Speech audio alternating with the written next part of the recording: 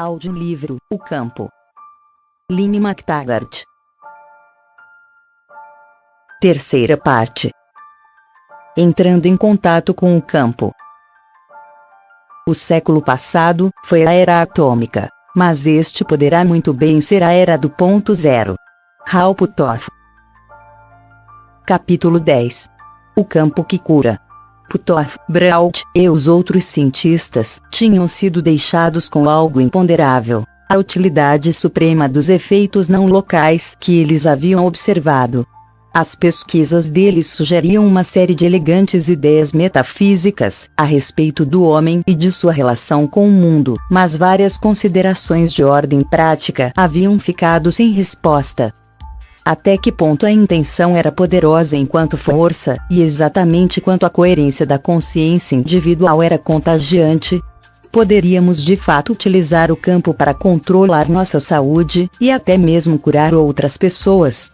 Poderia ele curar doenças graves como o câncer?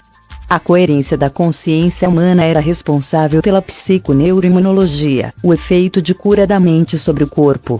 As pesquisas de Brault sugeriam que a intenção humana poderia ser usada como uma força de cura extraordinariamente poderosa. Parecia que poderíamos ordenar as flutuações aleatórias no campo de ponto zero e usar isso para estabelecer uma ordem maior em outra pessoa.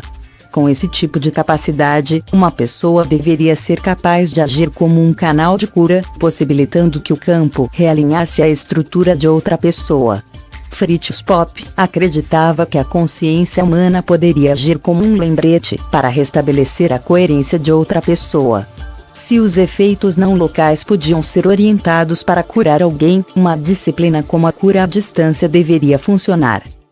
Um teste dessas ideias na vida real, com uma pesquisa cuidadosamente planejada para poder responder a algumas dessas perguntas, fazia-se claramente necessário. No início da década de 1990, surgiu a oportunidade com o candidato perfeito: uma cientista um tanto cética em relação à cura à distância e um grupo de pacientes já desenganados. Elizabeth Tarr, uma psiquiatra ortodoxa de 30 e poucos anos, era filha de Russell Tarr, parceiro e sucessor de Hal Puthoff nas experiências de visão à distância do SRI.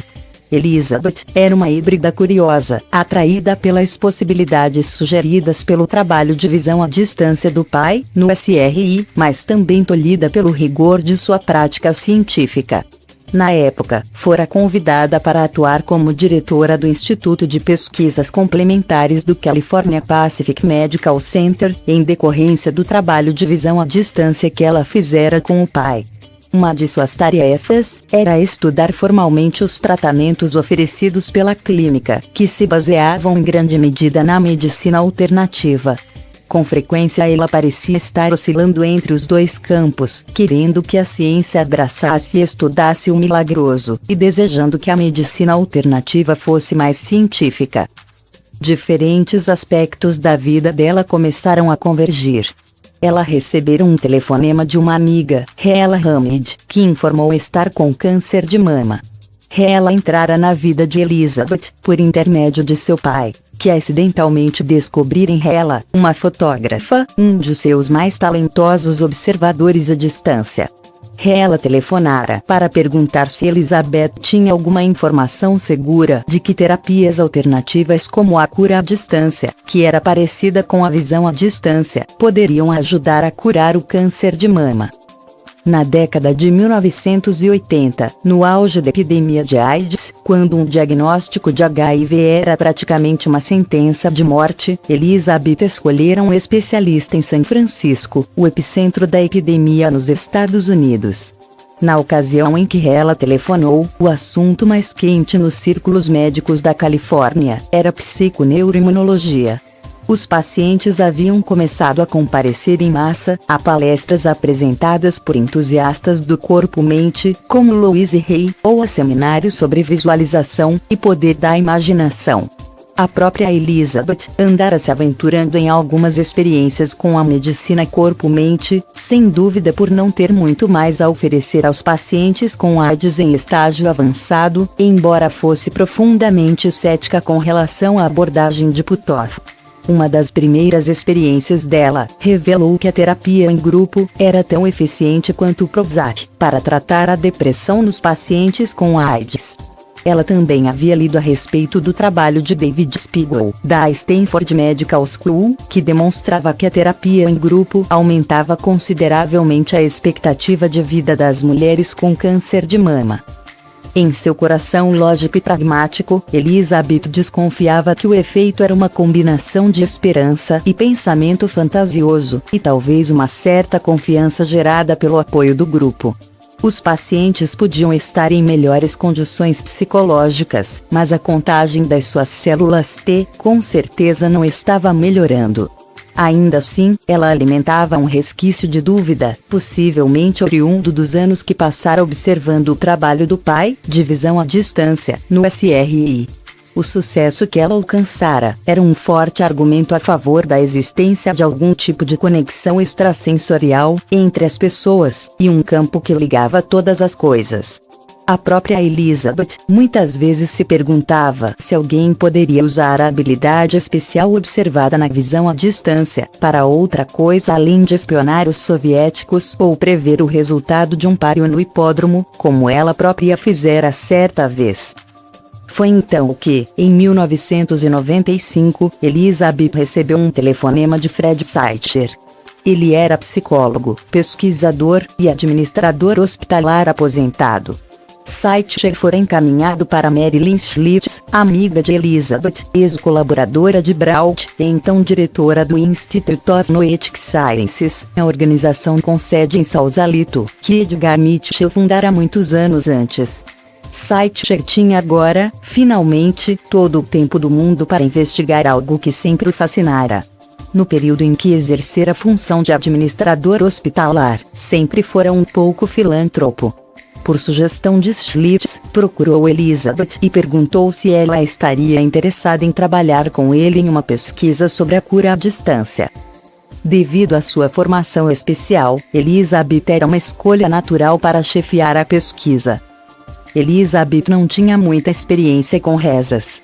Ela herdara do pai, não apenas a aparência russa melancólica, e o cabelo preto cheio e anelado, com um leve tom grisalho, mas também a paixão pelo microscópio. O único deus na casa da família Tarr havia sido o método científico.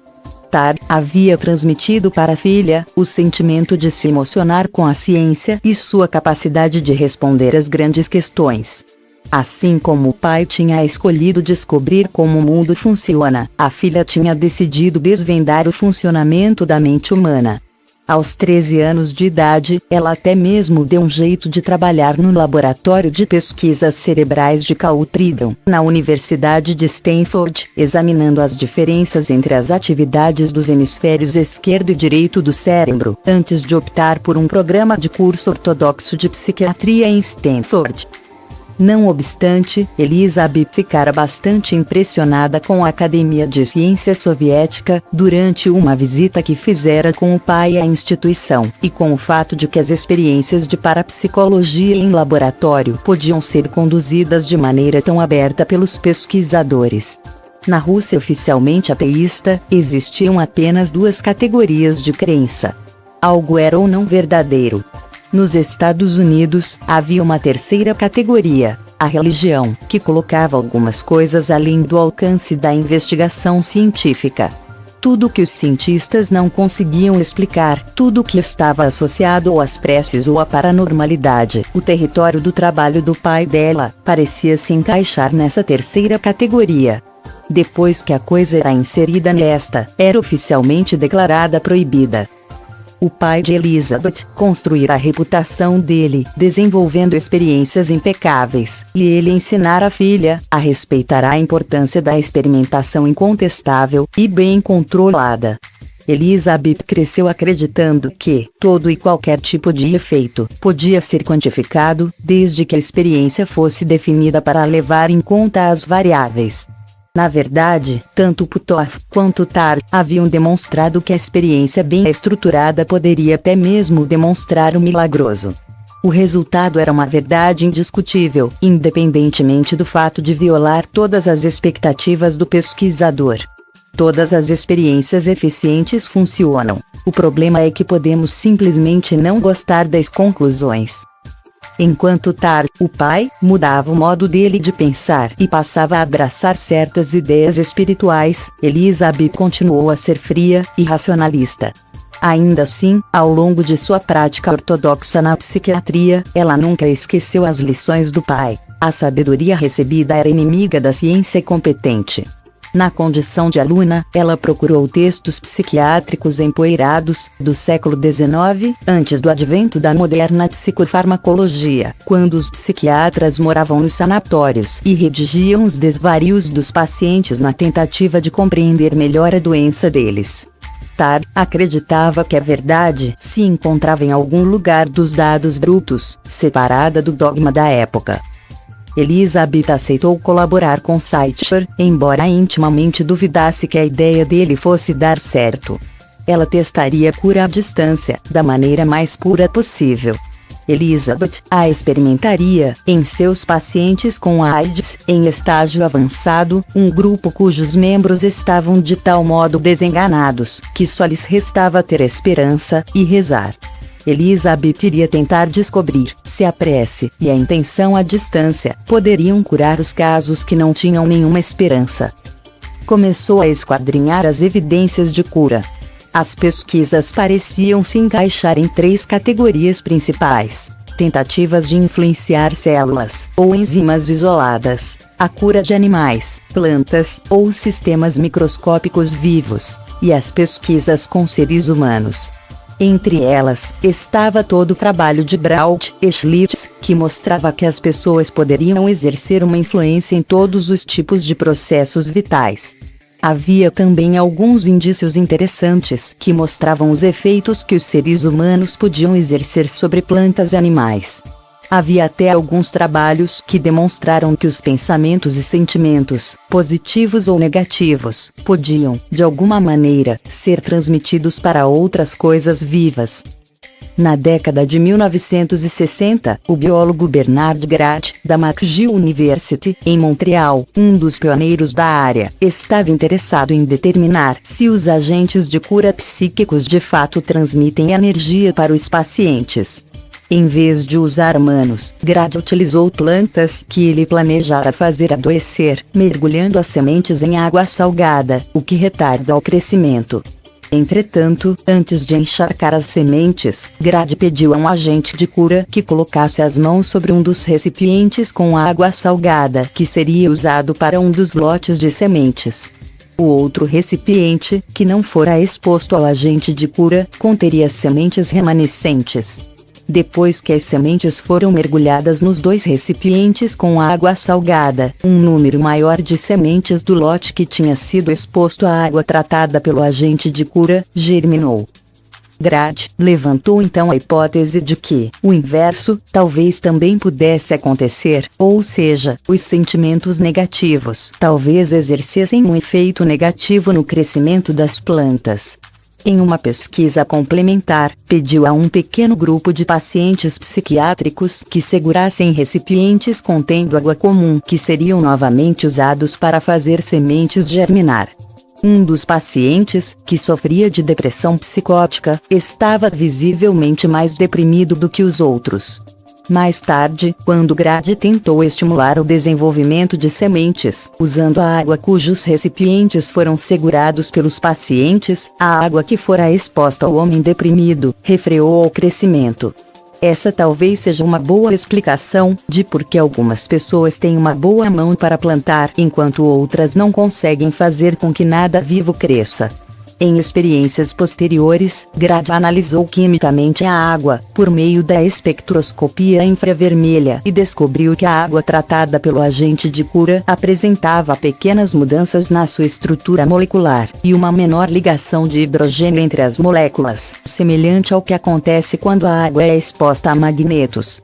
Vários outros cientistas confirmaram as constatações de Grad. Grad passou então a trabalhar com camundongos que tinham recebido ferimentos na pele. Depois de levar em conta uma série de fatores, até mesmo o efeito de mãos aquecidas, ele descobriu que a pele dos camundongos usados nas experiências ficava curada muito mais rápido quando eles eram tratados por agentes de cura.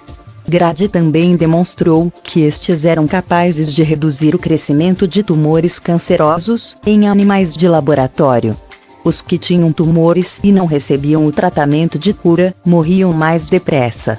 Outras pesquisas com animais mostraram que a amiloidose, os tumores e o bócio induzido no laboratório podiam ser curados nos animais de laboratório. Outras pesquisas haviam mostrado que as pessoas podiam influenciar a levedura, os fungos, e até mesmo células cancerosas isoladas. Em uma dessas experiências, uma bióloga chamada Carol Nash, da St. Joseph's University, na Filadélfia, descobriu que as pessoas tinham a capacidade de influenciar a taxa de crescimento de bactérias, apenas determinando mentalmente que isso acontecesse. Uma engenhosa experimentação, de Gerald Solfvin, demonstrou que a nossa capacidade de esperar o melhor podia de fato ajudar na cura de outros seres humanos. Solfvin estipulou uma série de condições complexas para o seu teste. Inoculou a malária em um grupo de camundongos, que é uma doença que atua invariavelmente rápido e é fatal para os roedores. O teste envolvia 3 manipuladores, que foram informados de que apenas metade dos camundongos havia sido infectada, e que um agente de cura psíquico iria tentar curar metade dos camundongos, embora os manipuladores não soubessem quais os camundongos que seriam alvo da sessão de cura. Nenhuma das duas declarações era verdadeira. Tudo o que os manipuladores poderiam fazer era torcer para que os camundongos que estavam aos seus cuidados se recuperassem e que a intervenção do agente de cura psíquico funcionasse. Entretanto, um dos manipuladores estava visivelmente mais otimista do que seus colegas. No final, os camundongos que estavam aos cuidados dele ficaram menos doentes do que os que tinham recebido a atenção dos outros 2 manipuladores. A pesquisa de Solfvin foi pequena demais para ser definitiva, mas reforçou um experimento anterior, realizado por Rex Stanford, em 1974. Este havia demonstrado que as pessoas podiam influenciar eventos apenas torcendo para que tudo desse certo, mesmo quando não compreendiam exatamente para o que deveriam estar torcendo. Elizabeth ficou surpresa ao descobrir que uma grande quantidade de pesquisas, pelo menos 150 experimentações, haviam sido feitas em humanos. Eram casos em que um intermediário usava vários métodos para tentar enviar mensagens de cura, por meio de toques, preces, ou algum tipo de intenção secular. No caso do toque terapêutico, o paciente deve relaxar e tentar dirigir a atenção para dentro de si mesmo, enquanto o agente de cura coloca as mãos sobre o paciente com a intenção de fazê-lo ficar curado. Uma pesquisa típica envolveu 96 pacientes com pressão alta e uma série de agentes de cura. Nenhum médico ou os pacientes sabiam quem estava recebendo os tratamentos de cura mental. Uma análise estatística realizada posteriormente revelou que a pressão sanguínea sistólica, ou seja, a pressão do fluxo do sangue enquanto está sendo bombeado a partir do coração, do grupo que estava sendo tratado por um agente, apresentara uma melhora significativa, em comparação com a do grupo de controle. Os agentes de cura haviam empregado um sistema bem definido, que envolvia relaxar, em seguida entrar em contato com um poder superior, ou um ser infinito, empregando a visualização, ou afirmação dos pacientes em um estado de perfeita saúde, e por fim agradecer ao manancial, fosse ele Deus, ou algum outro poder espiritual. Enquanto grupo, os agentes de cura demonstraram um sucesso global, mas alguns em particular foram mais bem-sucedidos do que outros. 4 dos agentes de cura alcançaram uma melhora de 92,3% em seus grupos de pacientes. Talvez a pesquisa mais impressionante com seres humanos tenha sido conduzida pelo médico Randolph Bird, em 1988. Ele tentou determinar em uma experimentação aleatória e duplamente cega se a prece à distância exerceria algum efeito em pacientes de uma unidade coronariana do hospital em que trabalhava. Ao longo de 10 meses, quase 400 pacientes foram divididos em 2 grupos, e apenas metade deles, sem que soubessem, recebeu preces de cristãos, fora do hospital. Todos os pacientes haviam sido avaliados, e não havia nenhuma diferença estatística no estado deles antes do tratamento. Depois do tratamento, os que haviam sido alvo de orações apresentaram sintomas significativamente menos graves, requerendo menos ajuda de um respirador, assim como uma quantidade menor de antibióticos e diuréticos, do que os pacientes que não tinham recebido preces. Embora um grande número de pesquisas tenha sido realizado, o problema de muitas delas, no que dizia respeito a Elizabeth, era o potencial para um protocolo descuidado. Os pesquisadores não tinham construído experimentações com rigidez suficiente para demonstrar que o resultado positivo tinha sido de fato causado pelas sessões de cura. Qualquer número de influências, em vez de um mecanismo de cura efetivo, poderia ter sido responsável pelo resultado. Na pesquisa sobre a cura da hipertensão, por exemplo, os autores não registraram se os pacientes estavam tomando alguma medicação para controlar a pressão, e tampouco realizaram algum tipo de acompanhamento quando isso era constatado. Por melhores que tivessem sido os resultados, não era possível dizer realmente se eles tinham sido causados pelas sessões de cura ou pelos medicamentos. Embora a pesquisa de Beard sobre as preces tenha sido bem elaborada, uma omissão óbvia foi a ausência de dados relacionados com o estado psicológico dos pacientes no início das experiências.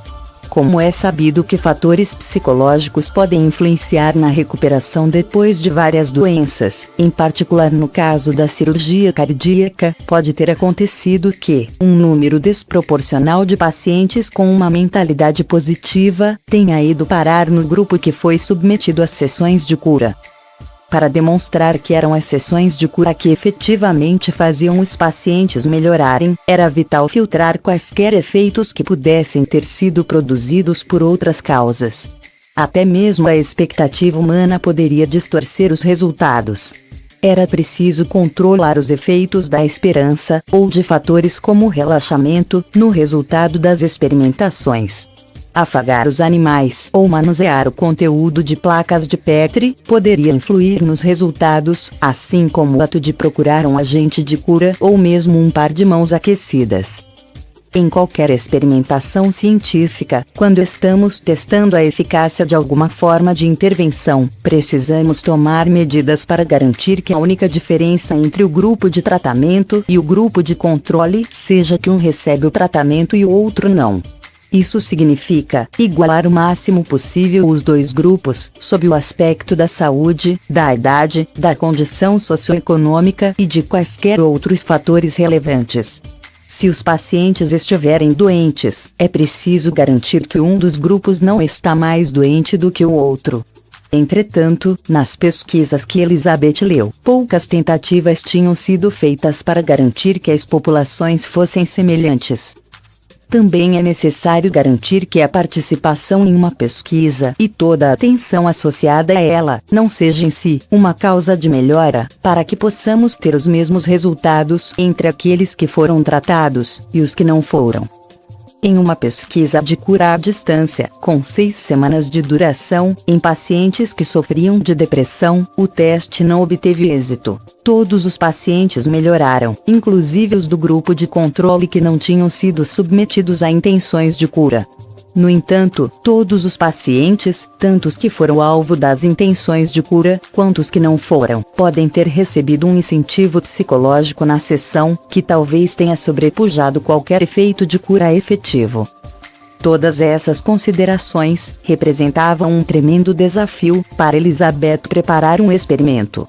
A pesquisa teria que ser elaborada com extrema rigidez, para que nenhuma dessas variáveis afetasse os resultados. Até mesmo o fato de um agente de cura estar presente algumas vezes e outras não, talvez pudesse influenciar o resultado. Embora a imposição das mãos talvez ajudasse no processo de cura, fazer um controle adequado do ponto de vista científico significava que os pacientes não saberiam se estavam sendo tocados ou recebendo um tratamento de cura. Tarr e Saitcher passaram meses idealizando a experimentação. Obviamente, ela teria que ser duplamente cega, para que nem os pacientes, nem os médicos, pudessem saber quem estava sendo submetido ao tratamento de cura. A população de pacientes teria que ser homogênea, de modo que escolheram pacientes de Elizabeth, portadores de AIDS em estágio avançado, com o mesmo grau da doença, ou seja, a mesma contagem de células T, o mesmo número de enfermidades que definem a AIDS. Era importante eliminar qualquer elemento do mecanismo de cura que pudesse confundir os resultados, como conhecer o agente de cura, ou ser tocado. Eles chegaram à conclusão de que isso significava que todo tratamento de cura deveria ser realizado à distância. Como estavam testando a cura propriamente dita, e não o poder de uma forma particular dela, como a oração cristã, por exemplo, os agentes de cura deveriam ter formações distintas e entre eles cobrir todo o conjunto de abordagens. Eles eliminariam qualquer pessoa que parecesse excessivamente egoísta, que só quisesse participar da pesquisa por pensar que iria receber dinheiro, ou que desse a impressão de ser fraudulenta. As pessoas também teriam que ser dedicadas, já que não receberiam nenhuma remuneração e nenhuma glória particular. Cada paciente deveria ser tratado pelo menos por 10 agentes de cura diferentes. Após procurar durante 4 meses, Fred e Elizabeth, afinal tinham os agentes de cura. Um grupo de 40 agentes de cura, religiosos e espirituais, de todos os Estados Unidos, muitos deles bastante respeitados em seus respectivos campos. Só uma pequena minoria se descreveu como sendo convencionalmente religiosa, dizendo que realizavam seus trabalhos rezando para Deus, ou usando um rosário. Vários agentes de cura cristãos, um punhado de evangélicos, um judeu cabalista, e alguns budistas. Vários outros tinham sido treinados em escolas de cura não religiosas, como a Barbara Brennan School of Healing Light, ou então trabalhavam com campos de energia complexos, tentando modificar as cores ou as vibrações da aura dos pacientes. Alguns empregavam a cura contemplativa, ou visualizações. Outros trabalhavam com o som, e pretendiam cantar ou tocar sinos em benefício dos pacientes, com o objetivo, afirmavam, de harmonizar os chakras, ou centros de energia, dos doentes. Alguns trabalhavam com cristais. Um dos agentes de cura, que receberam um treinamento de xamã, dos índios Lakota Sioux, pretendia usar a cerimônia indígena do cachimbo. O tambor e o canto o fariam entrar em um transe, durante o qual ele entraria em contato com os espíritos em benefício do paciente. Também recrutaram um mestre chinês de Qigong, que declarou que enviaria energia harmonizadora do Qi para os pacientes. O único critério utilizado, sustentaram Tarr e Saitcher, foi que os agentes de cura acreditassem que o método que empregariam iria funcionar. Eles tinham outro elemento em comum: o sucesso no tratamento de casos sem esperança. Em conjunto, os agentes de cura tinham uma média de 17 anos de experiência na arte da cura, e a média individual de curas à distância informadas era de 117. Tarr e Saitcher dividiram em 2 o grupo de 20 pacientes. Ambos receberiam o tratamento ortodoxo habitual, mas apenas um dos grupos receberia também a cura à distância. Nem os médicos, nem os pacientes saberiam quem iria receber o tratamento e quem não iria. Todas as informações a respeito de cada paciente ficariam guardadas em envelopes lacrados e manipulados individualmente em cada passo da pesquisa. Um dos pesquisadores reuniria o nome, uma fotografia e os detalhes clínicos de cada paciente em uma pasta numerada. As pastas então seriam entregues a outro pesquisador que alteraria aleatoriamente a numeração delas. Depois, um terceiro pesquisador dividiria as pastas em 2 grupos e por fim elas seriam colocadas em arquivos. Cópias em 5 pacotes lacrados seriam enviadas para cada agente de cura, com informações a respeito dos 5 pacientes e uma data de início, especificando os dias em que o tratamento deveria ser iniciado em cada pessoa. Os únicos participantes da pesquisa que iriam saber quem estaria recebendo o tratamento eram os próprios agentes de cura. Estes não teriam nenhum contato com os pacientes, na verdade jamais viriam a conhecê-los. Tudo o que iriam receber para o trabalho era uma foto, um nome e uma contagem de células T. Era solicitado a cada agente de cura que sustentasse a intenção de melhorar a saúde e o bem-estar do paciente, durante 1 hora por dia, 6 dias por semana, ao longo de 10 semanas, com semanas alternadas para descanso. Tratava-se de um protocolo sem precedentes, no qual cada paciente do grupo de tratamento seria tratado, um após o outro, por cada agente de cura. Para eliminar quaisquer predisposições individuais, os agentes de cura faziam uma rotação semanal, de maneira que lhes era atribuído um novo paciente a cada semana. Isso possibilitaria que todos os agentes de cura fossem distribuídos por toda a população de pacientes, para que a cura propriamente dita fosse estudada, e não uma variedade particular dela. Os agentes de cura deveriam manter um registro de suas sessões de cura, com informações a respeito dos métodos de cura empregados, e as impressões sobre a saúde dos pacientes. No final da pesquisa, cada um dos pacientes teria sido tratado por 10 agentes de cura, e cada um destes teria tratado 5 pacientes. Elizabeth estava com o espírito aberto para a pesquisa, mas sua parte conservadora insistia em vir à tona. Por mais que tentasse, sua bagagem teórica e suas predileções teimavam em aflorar. Ela permaneceu relativamente convencida de que o cachimbo do índio americano e o canto do chakra nada tinham a ver com a cura de um grupo de homens que sofriam de uma doença tão grave e avançada, que a morte deles era quase certa. Mas então ela começou a ver os pacientes em estágio terminal melhorarem. Durante os 6 meses do período da experimentação, 40% das pessoas do grupo de controle morreram. Em contrapartida, os 10 pacientes do grupo que estava recebendo o tratamento de cura estavam vivos, e também tinham ficado mais saudáveis, sendo essas informações baseadas nos próprios relatos deles e em avaliações médicas. No final da pesquisa, os pacientes foram examinados por uma equipe de cientistas, e o estado deles gerou uma conclusão inevitável: o tratamento estava funcionando. Tar quase não conseguia acreditar nos resultados. Ele e Saitcher precisavam garantir que o tratamento à distância fora responsável por eles, de modo que conferiram e reconferiram o protocolo. Houvera algo diferente no grupo de controle. A medicação tinha sido distinta.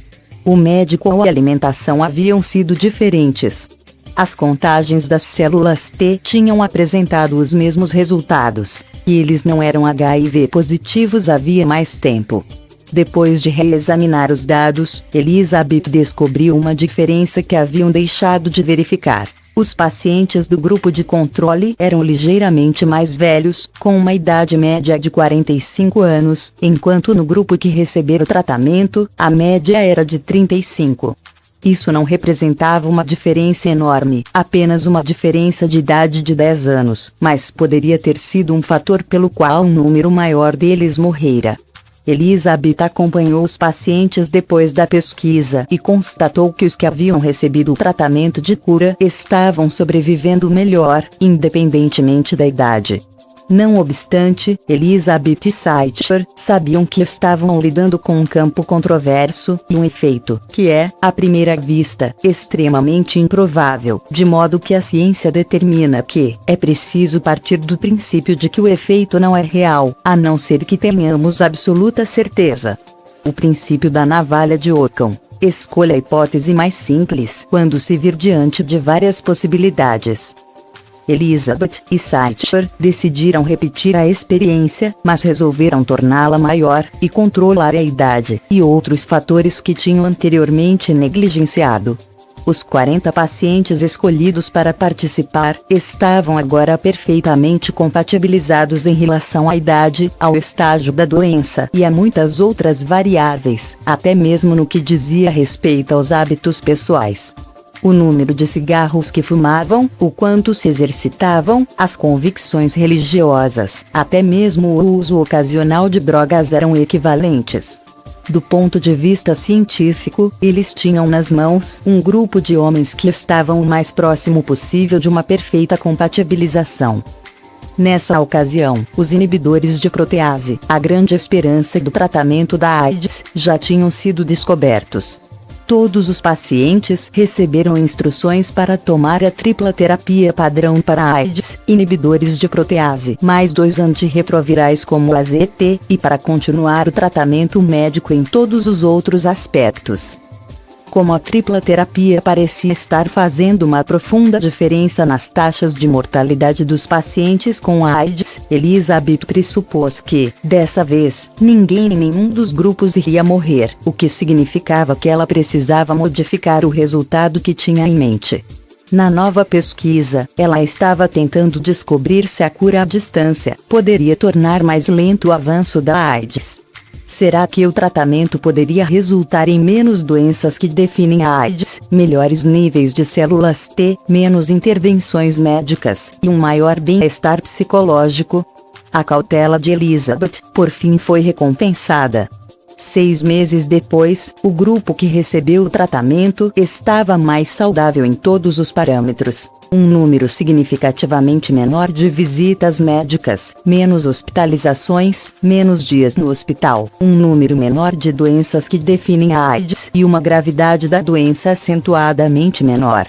Apenas 2 pacientes do grupo que receberam tratamento haviam desenvolvido novas doenças que definem a AIDS, enquanto 12 do grupo de controle as haviam contraído.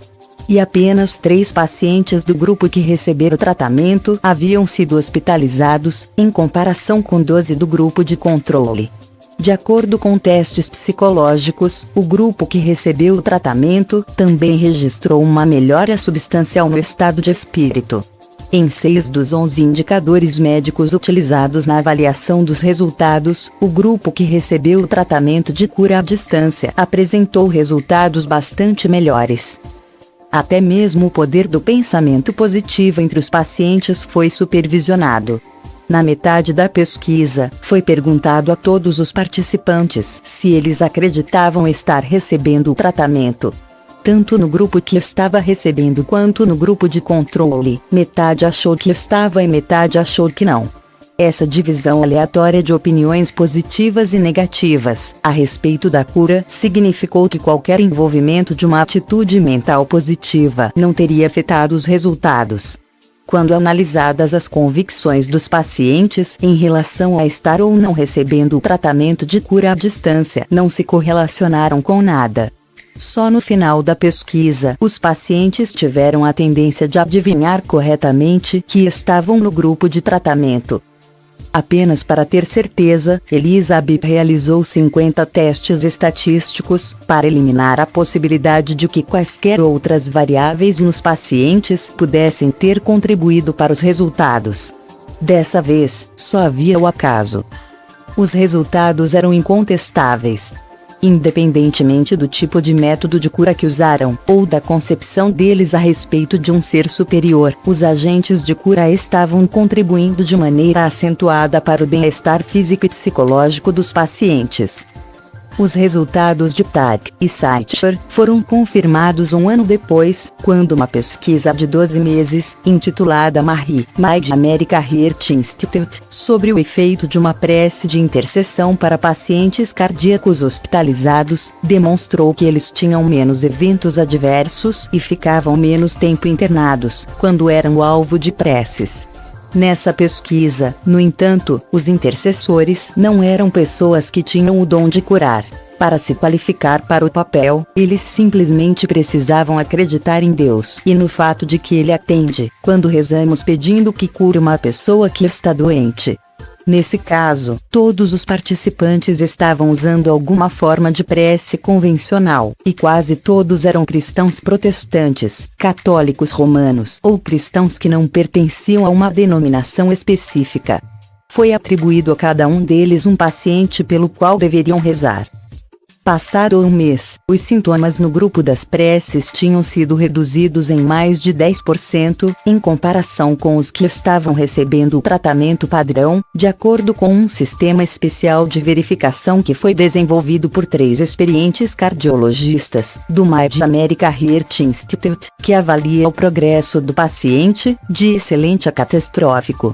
Embora a cura por meio das preces não tivesse encurtado o tempo de permanência no hospital, os pacientes que eram alvo das orações estavam definitivamente em melhores condições sob todos os outros aspectos. Muitas outras pesquisas estão hoje em andamento em várias universidades. A própria Elisa Biptard iniciou uma experimentação que, na ocasião em que escreva estas linhas, em 2001, ainda está em andamento, comparando os efeitos dos agentes de cura à distância com enfermeiros, um grupo de profissionais da área da saúde, cuja atenção e dedicação para com os pacientes talvez possa atuar como mecanismo de cura. A pesquisa Marie apresentou vários aperfeiçoamentos importantes em relação a de Bird.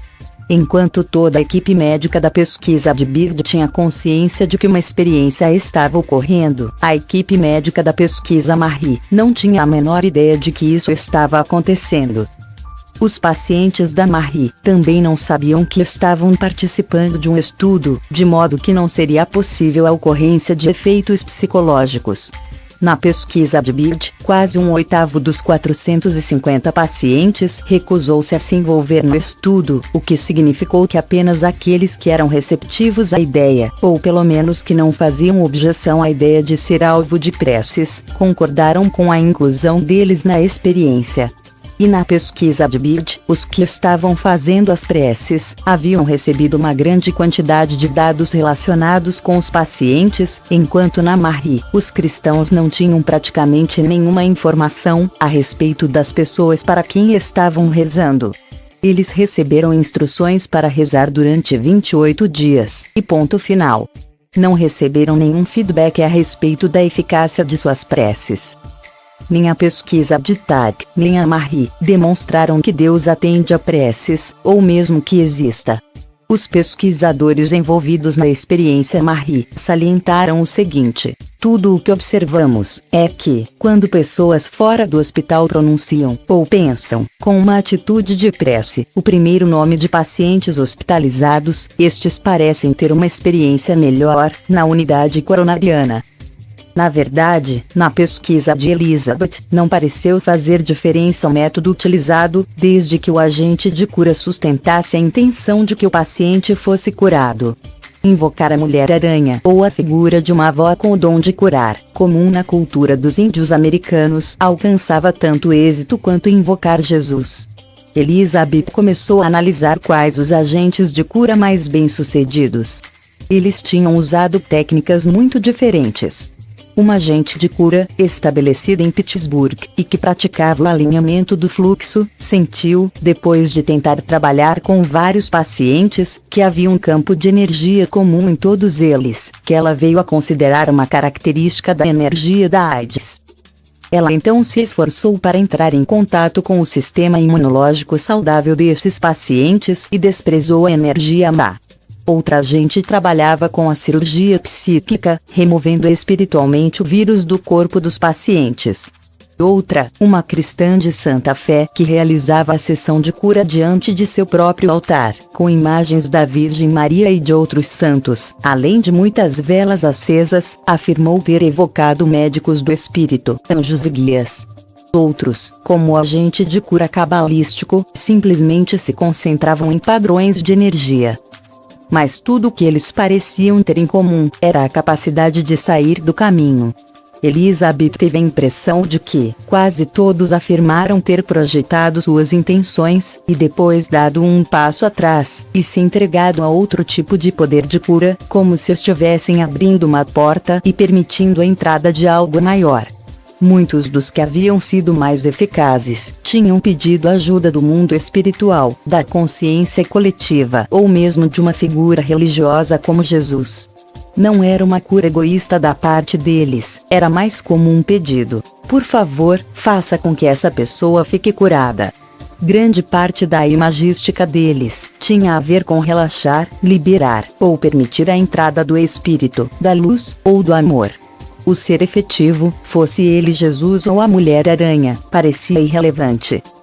O sucesso da pesquisa Marie sugeriu que a cura por meio da intenção está disponível para as pessoas comuns, embora os agentes de cura possam ser mais experientes ou ter um maior talento natural para entrar em contato com o campo.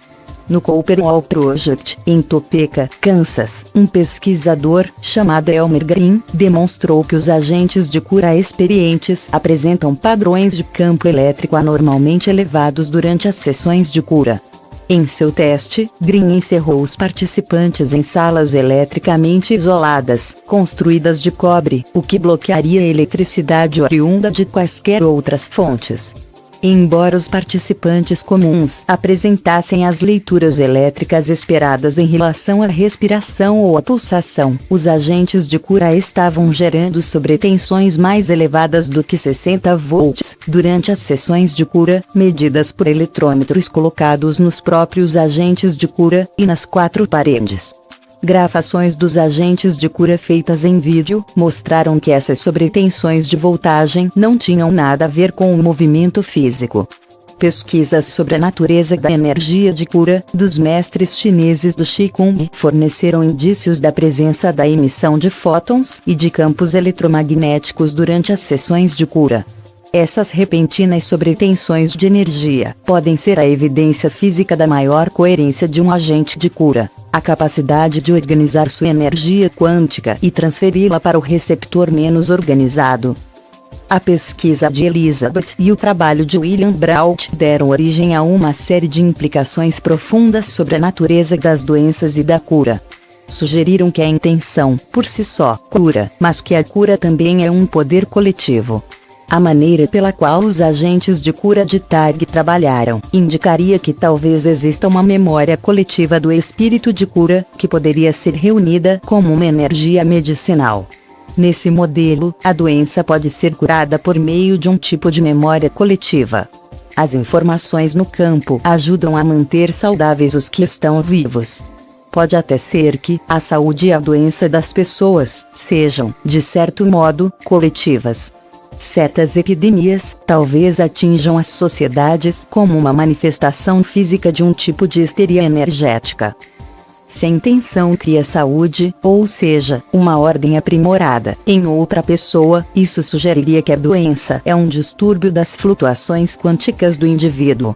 A cura, como aventa o trabalho de Pop, pode ser uma questão de reprogramar as flutuações quânticas individuais, para que o sistema recupere a estabilidade. Qualquer um entre vários processos biológicos exige uma respeitável sucessão de processos, que seriam sensíveis aos minúsculos efeitos observados na pesquisa da PR. É possível também que a doença seja um isolamento, uma falta de ligação com a saúde coletiva do campo e da comunidade. Na pesquisa de Elizabeth Schmidt, a agente de cura de Pittsburgh que praticava o alinhamento do fluxo, descobriu que o vírus da AIDS parecia se alimentar do medo, o tipo de medo que pode ser sentido por qualquer pessoa marginalizada pela comunidade, como foi o caso de muitos homossexuais no início da epidemia de AIDS. Várias pesquisas com pacientes cardíacos demonstraram que o isolamento de si mesmo, da comunidade e da espiritualidade, e não os problemas físicos como o colesterol elevado, está entre os fatores que mais contribuem para a doença. Em pesquisas sobre a longevidade, as pessoas que vivem mais tempo, com frequência são aquelas que não apenas acreditam em um ser espiritual superior, mas também as que têm o mais forte sentimento de pertencer a uma comunidade. Isso pode significar que a intenção do agente de cura era tão importante quanto seu tratamento. O médico agitado que gostaria que o paciente cancelasse a consulta para poder ir almoçar, o médico recém-formado que passou 3 noites sem dormir e o médico que não gosta de determinado paciente, podem exercer um efeito prejudicial. Também pode significar que o tratamento mais importante que um médico pode ministrar é desejar intensamente a saúde e o bem-estar do paciente. Elizabeth começou a examinar o que estava presente em sua consciência, imediatamente antes do momento em que entrava para ver os pacientes, para ter certeza de que estava enviando intenções positivas. Também começou a estudar a arte da cura. Se o processo podia funcionar com cristãos que não conheciam os pacientes para quem estavam rezando, pensou, também poderia funcionar para ela. A maneira de agir dos agentes de cura sugeria a ideia mais estranha de todas, a de que a consciência individual não morre. Na verdade, uma das primeiras pesquisas de laboratório sobre um grupo de médiums, realizada pela Universidade do Arizona, parece corroborar a ideia de que a consciência pode continuar a viver depois que morremos. Em pesquisas cuidadosamente supervisionadas, para eliminar a fraude e a trapaça, os médiums eram capazes de produzir mais de 80 informações a respeito de parentes falecidos, desde o nome e excentricidades pessoais, a natureza efetiva e detalhada da morte deles. No geral, os médiums alcançaram um índice de precisão de 83%, com um deles chegando a acertar 93% das vezes. O grupo de controle com pessoas sem qualquer poder mediúnico só acertou, em média, 36% das vezes. Em um dos casos, um médium foi capaz de repetir a prece que uma mãe já falecida costumava recitar para uma das pessoas do grupo, quando esta era criança. O professor Gary Schwartz, chefe da equipe, disse o seguinte: a explicação mais parcimoniosa possível é que os médiums estão mantendo uma comunicação direta com os falecidos. Fritz Salbert Popp descreveu a situação da seguinte maneira: quando morremos, experimentamos uma dissociação da nossa frequência em relação à matéria das nossas células. A morte pode ser meramente uma questão de voltar para casa, ou, para ser mais preciso, de ficar para trás, retornando para o campo. Este livro tem 12 capítulos. Acompanhe a seguir o capítulo 11.